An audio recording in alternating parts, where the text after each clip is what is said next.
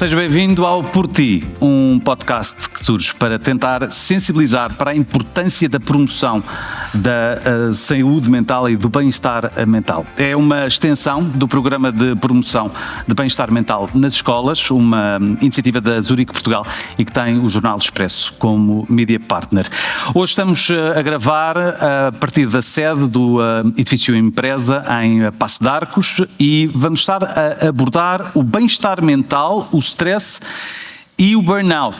Vamos falar do equilíbrio e da necessidade e da importância e da dificuldade, muitas vezes, do equilíbrio entre a vida profissional e a vida pessoal, a forma como vivemos os nossos dias e tentar perceber como é que podemos defender-nos daquilo que vai acontecendo e daquilo que acaba por também comprometer o nosso bem-estar. Convidada para esta conversa, uma pessoa que praticamente não precisa de apresentações, Fátima Lopes. Olá. Bom dia. Bom dia. Bem-vinda. Obrigada. No ano de 2018, começou uma fase diferente na tua vida. Sim. Uma coisa chamada, para muitos portugueses ainda desconhecida, uma coisa desconhecida chamada burnout. Vamos perceber o que é que aconteceu nesse ano de 2018. Essa pessoa que este país inteiro conhece e adora e que provavelmente ninguém pensaria como é que uma pessoa como a Fátima Lopes tem um burnout. Primeiro, eu acho que é importante explicar que eu tive um princípio de burnout e não um burnout. E isto pode parecer estranho, porque é que é preciso fazer esta diferença? Há uma diferença gigante. O princípio ainda te dá margem para tu corrigires de uma forma um bocadinho mais rápida. Quando já estás mesmo no burnout, tens que te mentalizar que o processo vai ser mais demorado e mais lento. Como é que se chega lá? Fazendo tudo ao contrário. Ou seja, as pessoas que normalmente têm burnout são as pessoas entusiastas, as pessoas que gostam muito de trabalhar, porque as pessoas que não gostam de trabalhar poupam-se. Portanto, de uma forma quase que natural, elas acabam por se proteger elas próprias. Quando tu és um entusiasta, quando tu és uma pessoa que gostas de abraçar muitas coisas, quando tu no fundo, entregas a várias coisas ao mesmo tempo, às vezes não percebes que te estás a atropelar. Então o que aconteceu foi que eu já tinha um programa diário. Portanto, todos os dias eu fazia televisão em direto, já tinha um programa semanal, que era o programa Conta-me Como És, de entrevistas, e nessa altura, onde eu já tinha o trabalho suficiente, mas que podia descansar sábado e domingo, como teoricamente o ser humano deve fazer, 2 dias de descanso, a TVI propõe-me fazer um outro programa, que nem sequer era em Portugal, era em Espanha, e onde eu tinha que ir 3 dias por semana, e portanto gravava ali uma média de 12 horas por dia, para gravar muitos episódios, e portanto de repente eu trabalhava 7 sobre 7. Sem qualquer dia de descanso. E isto, não é preciso muito tempo a fazer isto para dar a geneira. Principalmente quando se teve uma vida até aí, onde eu consegui sempre equilibrar muito bem a minha vida pessoal com a minha vida profissional. Onde eu consegui sempre ser a mãe que eu queria ser. Ter tempo para os meus filhos, ter tempo para me dedicar à minha família. E isso é fundamental para o meu bem-estar. Eu posso ter o maior sucesso do mundo, mas se eu não tenho tempo para os meus, eu não sou feliz nunca. E portanto isto tem que estar muito equilibrado. E naquela altura o desequilíbrio era total. O que é que eu fazia? Trabalhava. E trabalhava tanto ou tão pouco que eu não conseguia descansar, não conseguia fazer nada daquilo que é normal fazer para tu estares bem. O descanso, quanto tempo é que tu conseguias descansar, dormir? O problema é que tu deixas de dormir. Apesar de trabalhar os 7 dias seguidos, portanto, deixas de dormir. Então, vamos para os sintomas, talvez seja mais fácil. Para os sinais. Um dos primeiros sinais, principalmente para uma pessoa que nunca teve propriamente um sono de grande qualidade, que é o meu caso, eu desde os 18 anos que o sono era um tema para mim, e portanto nessa altura agudizou. Então tu estás a morrer de cansaço, deitas-te, e no meu caso eu dormia 1h30, e ao fim de 1h30 eu estava completamente desperta e já não dormia mais. Todos os dias? Todos os dias. É Quanto de uma tempo? pessoa, olha, até pedir ajuda, ok? Portanto, durante muito tempo. Depois, às tantas, isto vai trazendo todas as consequências negativas. Se tu não descansas e tens um volume de trabalho elevadíssimo, às tantas, a máquina não aguenta. Depois, outras coisas que fui notando, alterações no apetite. Eu sempre fui um bom garfo, sempre gostei muito de comer. E eu não me interessava por nenhuma comida. Era-me indiferente. Pusesses-me tu, me pusesses qualquer coisa, não me interessava, não tinha vontade de me alimentar. Um cansaço que não há explicação. Eu quando digo um cansaço Sim. Imagina, eu tinha que subir um lance de escadas destes que estão aqui à frente. E eu tinha que parar para descansar. E eu sou uma pessoa jovem, considero-me uma pessoa jovem com boa condição física, atlética, que fui sempre, mas não conseguia mais do que isto. Eu tinha que descansar. Então há assim uma série de sintomas onde quero juntar um outro fundamental e que peço por favor que as pessoas estejam atentas, que é uma tristeza profunda, mas que te vem das entranhas. E ela é tão assustadora que tu por momentos podes pensar que estás com uma depressão. E a depressão vive paredes meias com o burnout, mas não é a mesma coisa. Então, esta depressão é consequência desta exaustão. O que é o burnout? É uma exaustão. Tu estás esgotadíssimo. E foi aí que eu cheguei, porque se tu acumulas horas e horas de trabalho onde tu não descansas absolutamente nada, onde tu não fazes nada para tirares um bocadinho em que a tua cabeça faça... Chega um momento em que não dá mais. E foi o que aconteceu. Só que eu era uma pessoa bastante informada, já nessa altura, bastante informada e bastante atenta aos sinais. Eu quase que fiz o diagnóstico a mim própria, antes de perguntar a um profissional na área de saúde. Não é propriamente fácil ter de chegar a esse ponto. Com que rapidez é que tu conseguiste perceber isto já não é apenas stress? Quanto tempo é que demorou até... Olha, eu acho que eu levei... É assim, na verdade, quando eu penso um bocadinho neste tema, eu percebo que quando eu parti para este desafio de aceitar 3 programas ao mesmo tempo, eu já vinha com déficit. O que é que eu quero dizer com isto? Eu já vinha muito cansada, vinha de uma fase da minha vida pessoal que tinha sido muito exigente e, portanto, eu já vinha a perder. E quando tu lhe metes este desafio à frente, obviamente que, desculpem a expressão, rebentas mais cedo. Claro. Não aguentas tanto tempo. Eu ali ao fim de mês e meio percebi que isto ia dar uma asneira, mas de todo o tamanho, das grandes. E como eu já tinha acompanhamento com uma psicóloga, por opção minha, porque acho que é fundamental nós trabalharmos com um profissional da área da saúde mental, e eu já tinha este trabalho com ela, eu um dia na consulta disse-lhe: Ana, eu queria aqui partilhar consigo uma coisa. Eu suspeito que eu devo estar aqui com um burnout, ou um princípio de burnout, e comecei a enumerar as coisas. E ela disse: eu diria que não tenho dúvidas nenhumas. Acho que a Fátima está mesmo, e deve procurar o seu médico de família ontem. E eu fiz isso imediatamente, Rodrigo. Eu fui extremamente responsável com a minha recuperação, porque marquei consulta imediatamente, e tudo o que o meu médico me disse para fazer, mas rigorosamente tudo, eu implementei como uma prioridade. Como por exemplo? Como por exemplo, ele até usou esta expressão: lembra-se da pessoa que a Fátima era antes de entrar nesta loucura? A Fátima fazia desporto, a Fátima comia a horas, alimentava-se bem, fazia as suas meditações, fazia as suas caminhadas, saía com os amigos. Lembra-se dessa Fátima? Então temos que ir buscar tudo ao mesmo tempo. E já agora vou juntar uma nota. Isto eu sublinho sempre porque acho muito curioso o médico falar nisto. Diz-me ele: e só uma nota, nesta fase da vida, onde a Fátima não tem nem para si, não se esgote com pessoas que drenam a sua energia. Tudo o que forem pessoas tóxicas, agora evite-as. Não atenda ao telefone. A Fátima não tem para si. E quando não se tem para si, não se pode dar aos outros. E ficou-me. Até agora, como vês, eu continuo a repetir isto e passaram anos. Porque às vezes tu, com toda a tua boa vontade... Isso é saber identificar isso, sabes identificar... Tu sabes, não é? Pessoas que ainda não disseram bom dia já se estão a queixar até à última casa. Portanto, tu toca ao telefone, tu vês que é aquela pessoa e dizes: pá, agora nesta fase não vou atender. E não atendes, tens que te escolher, não atendes, tu tens que te proteger. Quase criares uma bolha de proteção para tu próprio recuperares. Eu recuperei em 6 meses, o meu médico deu-me os parabéns, precisei de fazer medicação, um recaptador de serotonina porque já não a produzia. A serotonina é a hormona do bem-estar e tu tens que a produzir para estares bem. E portanto a minha não existia, não é? Não existia. Ele fez-me na altura um exame, um teste muito simples com uma luz na pupila e a minha reação foi nenhuma. Era como se eu não estivesse cá. Eu não estava cá, eu estava só fisicamente. E então ele disse: bom, vamos ter que me colocar aqui uma medicação. E também a medicação eu fiz religiosamente. Não tem mal, precisas, faz. Escolhe recuperares a tua saúde. Mas empenha-te nisso a sério. Não faças, como é que eu ia dizer? Não sejas trapalhão. As pessoas às vezes fazem 2 coisas, as outras não fazem e depois tentam justificar. Não, por favor, ser responsável com a tua saúde. Abraça isto como o teu desafio agora. Esquece lá a evolução na carreira, na profissão, em tudo. Depois, agora és tu. Depois o resto.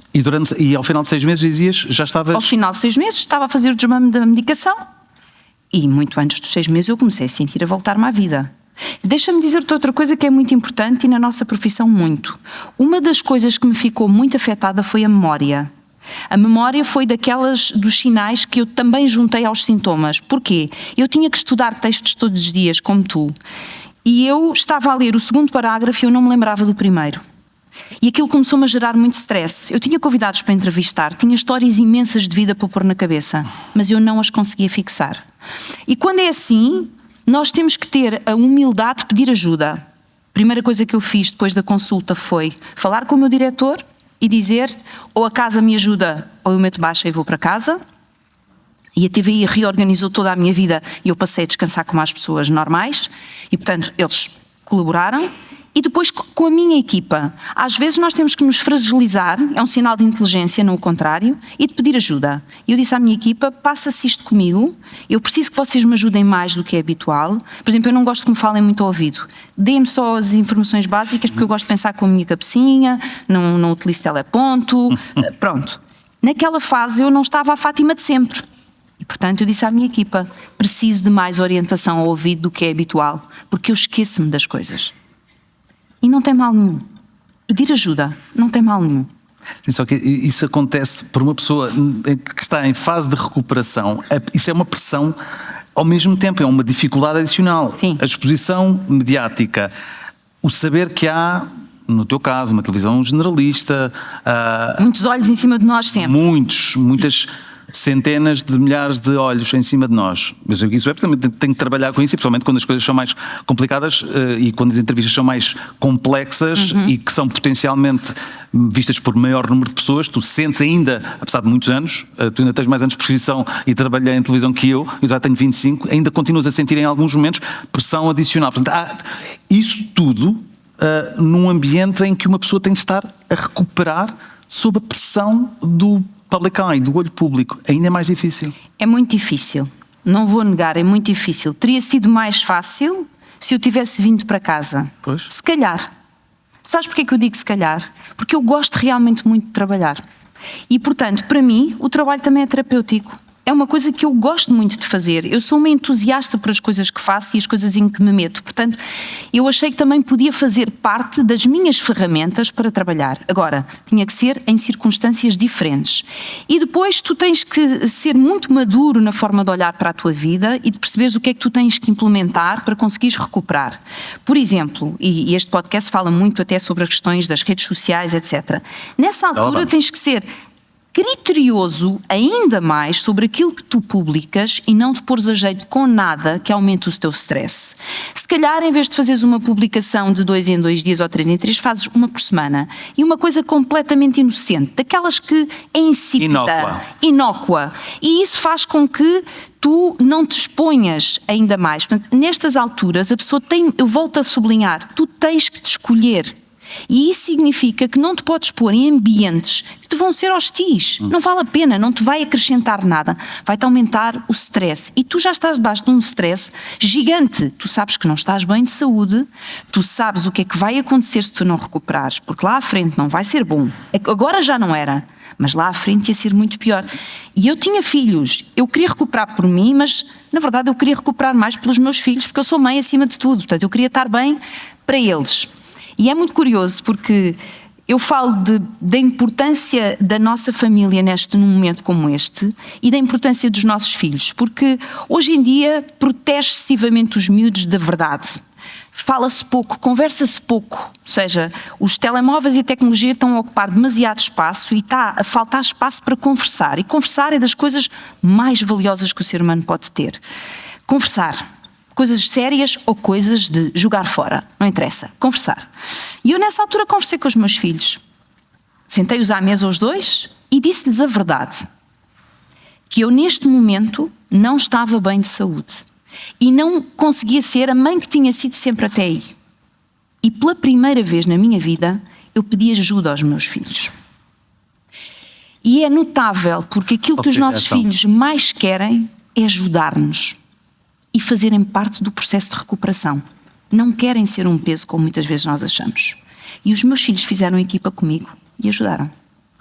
No dia a dia. No dia a dia. A retirar peso à importância do parenting, basicamente. Sim. Ajudar a mãe a recuperar. Mãe, eu faço, mãe, deixa estar. Mãe, sim, não, amanhã eu já pensei no jantar. Que idades tinham eles na altura? Na altura a Beatriz devia ter uns 17, talvez, e o Filipe menos 9, portanto. É questão de fazer as contas, não é? Isto de fazer as contas já é um clássico. 8, devia ter 7, 8 anos. Não, ele tinha mais. O Filipe devia ter uns 9 anos quando isto aconteceu. E ela tinha 17. E portanto a Beatriz tinha uns 18 anos, 17, 18 anos, sim. Vamos lhe chamar o Sr. Engenheiro António Guterres para ajudar a fazer as contas. Exatamente. Eu sempre que digo isto, de fazer as contas, lembro-me dele inevitavelmente. Mas é uma coisa que gera sempre stress nas pessoas quando temos que fazer contas e estamos assim, em direto, tipo, ai, agora de repente não sei matemática. Não tem mal nenhum. Deixa-me voltar ainda à questão das redes sociais, porque queria só ouvir a tua perspectiva sobre a forma como e um pouco mais desenvolvida sobre o peso que as redes sociais têm no moldar da mentalidade das sociedades ocidentais atuais e a importância que é passados estes, como eu dizia há pouco, já uns 17 anos sensivelmente que as redes sociais estão cada vez mais presentes na nossa vida. É importante repensar a nossa relação no dia-a-dia com as redes sociais. Eu acho que tem mesmo caráter de urgência. Tem mesmo caráter de urgência. Eu tenho redes sociais, mas tenho que ter, não é? Sou figura pública, tenho redes sociais, não sou dependente das redes sociais, de maneira nenhuma, tenho essa consciência. Sou até às vezes criticada pela minha equipa por estar demasiado ausente e saber pouco o que se passa naquilo que são as grandes tendências e as coisas que toda a gente sabe que está a acontecer e eu nem sempre sei. Estamos no mesmo barco, eu também sou mais ou menos assim. Pronto, e então mas isso tem solução. O que é que eu fiz? Eu digo sempre à minha equipa, quando está a acontecer alguma coisa que eu tenho que saber o que está a acontecer, vocês avisem-me. Se vocês estão lá sempre e eu não, digam-me, olha, atenção, está a haver esta polémica, atenção, passa-se isto, Fátima, vai haver a publicação da pessoa A ou pessoa B. E eu vou acompanhando assim, sem ter que sentir que todos isto têm que lá ir eu à procura das novidades, porque inatamente eu não tenho essa vontade, vamos dizer assim. Agora, as redes sociais têm aspectos muito positivos. Quantas situações já se conseguiram resolver em vida de pessoas e no mundo graças à união das pessoas através das redes sociais? Portanto, não os vamos diabolizar. A questão é o equilíbrio. E encontrá-lo. Equilíbrio, não é estar lá sempre, não é? Não é ter o dedo a scrollar o dia todo. Eu faz-me muita confusão quando percebo que estão muitas pessoas à mesa, mas é como se a mesa estivesse vazia. Ninguém conversa. Está cada um com o seu telemóvel. E nos restaurantes mete-me aflição, porque as pessoas só começam a conversar quando chega ao prato. Bom, e às vezes nem aí. Estão entre o prato e 4 coisas que vão respondendo. Está-se a perder uma das coisas mais valiosas, que é a relação com o outro. E isso tu tens que perceber que só consegues se fores disciplinado. E a disciplina tens que ser tu a impor. E aos filhos tens que pregar. A expressão foi usada de propósito. Vão barafustar? Sim. Vão reclamar 1 milhão de vezes. Vão dizer que tu não és da geração de hoje e que não percebes e que és de 1700. Está tudo bem, digam. Mas faz parte do nosso papel, nós temos que pregar até que um dia eles tenham a maturidade de perceber, apá, isto faz sentido, eu estou a perder vida com isto. Deixa-me só ainda, em relação às redes sociais, queria a tua visão sobre a importância que as redes sociais têm numa espécie de glamorização da profissão, das profissões várias, porque isto não é só com pessoas que trabalham em televisão, é com muitas pessoas que tentam passar a imagem glamourosa de que a sua profissão é extraordinária e que trabalhar muito e ser workaholic é ótimo, mas isso é uma normalização positiva? Não, eu não acho que é uma normalização positiva. Para já, as redes sociais efetivamente só contam o lado cor-de-rosa, não é? Não contam o que é a dureza de determinadas vidas, nem conta como é que tu chegaste lá, não é? Portanto, as pessoas... Eu vou contar um episódio que não tem a ver com redes sociais, mas que para mim, na altura, marcou-me bastante. Eu estava nos Açores a gravar um programa e tínhamos levantado às 4 da manhã para começarmos a gravar num barco às 5 e pouco. Já eu maquilhada, penteada e aquilo tudo, ok? Pronto, portanto, quando nós parámos às 10 e tal, finalmente para comer alguma coisa, eu já estava mais morta que viva e estava a maquilhadora a retocar-me. E entra uma senhora, jovem ainda, não sei, devia ter 30 e qualquer coisa anos, olha para mim e diz assim: ai, quem me dera ser a Fátima, assim, quem me dera ser a Fátima Lopes para ter pronto, esta vida assim, a pintarem-na, a cuidarem dela e pronto, esta vida assim solta. Eu Não faz olhei, ideia. mordi os lábios e não disse nada, porque quando é assim eu sou muito bruta a responder, portanto prefiro ficar calada, porque sei que depois a pessoa nunca mais vai ver nada meu.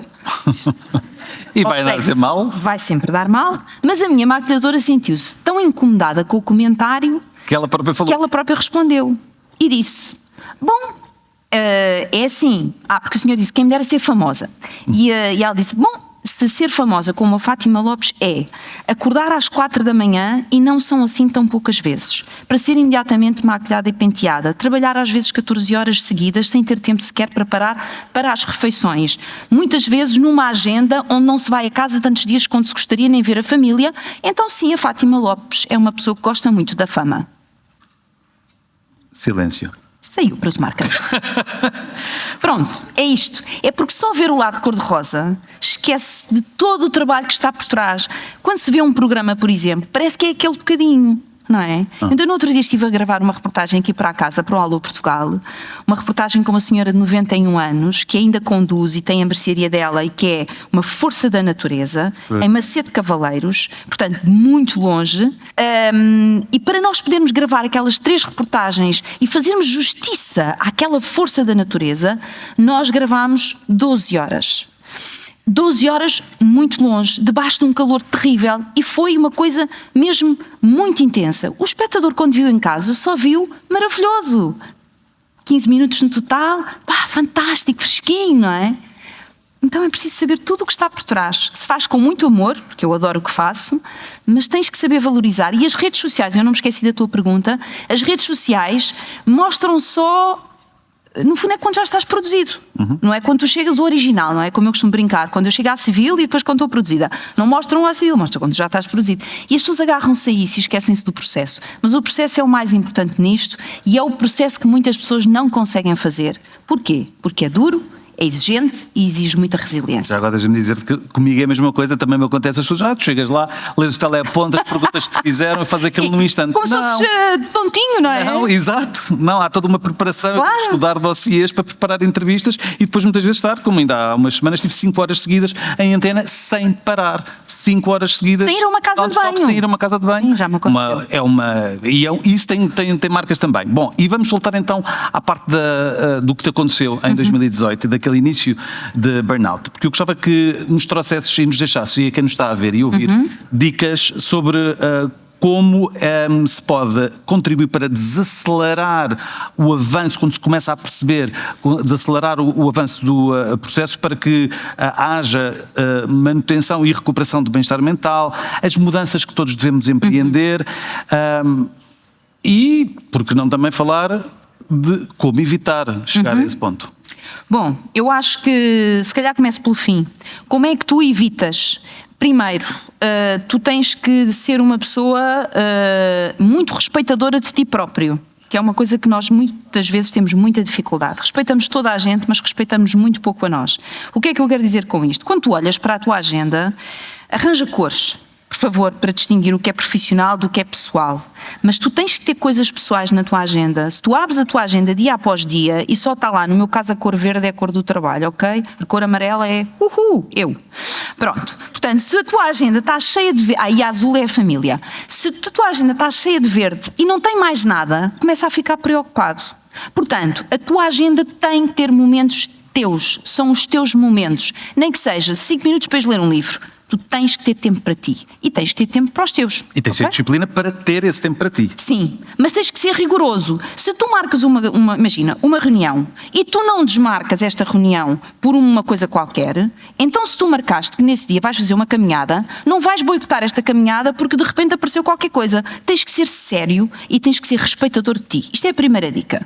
Segunda dica importantíssima, saber dizer não. Vou repetir. Saber dizer não. Porque os entusiastas, que são os perigosos, categoria na qual eu me insiro, são pessoas que querem fazer tudo. Porquê? Porque adoram tudo, porque tudo as entusiasma, porque estão sempre... Estás a perceber? Sempre a intensidade máxima. Sempre intensidade máxima. Estas pessoas, nas quais eu me integro, têm que saber dizer não. E às vezes vêm-te fazer um convite para um projeto que tu adoras. mas percebes que fazer este projeto no timing que te estão a dar, tu vais-te atropelar, é impossível, não vais viver. Tens que dizer a esta pessoa, olha, adorava mesmo, mas nesta altura não. Se conseguires mudar o timing, conta comigo. Não consegues mudar o timing, eu vou ter que dizer que não. E eu já ouvi coisas como, Fátima, tu és louca, mas isto que eu te estou a fazer, este convite que eu estou a fazer, outras pessoas no teu lugar adorariam fazer, isto é o convite que toda a gente quer. Pois é verdade, tens toda a razão, mas é que já está o outro no mesmo horário, no mesmo dia, no mesmo timing. E que eu já disse que sim. E portanto, esta seriedade é meio caminho andado para tu não caíres lá. Depois, saberes dizer que não, organizares bem os teus tempos e cuidares bem de ti. Temos que cuidar bem de nós, temos que cuidar do nosso sono, temos que cuidar da nossa alimentação, temos que cuidar da prática do exercício físico, temos que nos cuidar. Isto não se cuida sozinho. E temos que cuidar das nossas emoções. Já agora, um bem-aja aos psicólogos, porque fazem um papel fundamental na nossa vida e nós não podemos deixar que o lixo emocional se vá acumulando, porque depois dá sempre asneira. Então, convém ir também tratando as nossas emoções para elas estarem arrumadinhas nas gavetas certas. E não debaixo de um tapete, e não basta um tapete. Fazer uma montanha. Não, essa parte é importantíssima. Portanto, esta é uma pergunta que me fizeste. A outra, que tem a ver provavelmente com conselhos de futuro.